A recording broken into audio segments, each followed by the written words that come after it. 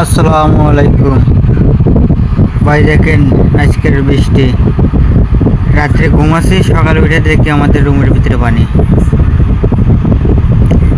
কুলিমে uniform ফ্যাক্টরির কাজ করি আমরা। দেখেন রুমের ভিতরে পানি, রাত্রে চেতন পায়ে দেখি রুমের ভিতরে পানি। করে পানি কই থেকে এলো? ভাই ভিডিওটা শেয়ার করে দিন সবার কাছে। দেখেন অবস্থা আমাদের রুমের ভিতরে আটু পানি হয়ে গেছে, সব কিছু ভিজে গেছে।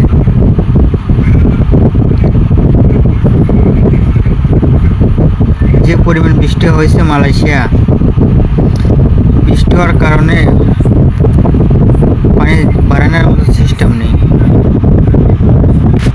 রুমের ভিতরে আটু পানি হয়ে গেছে।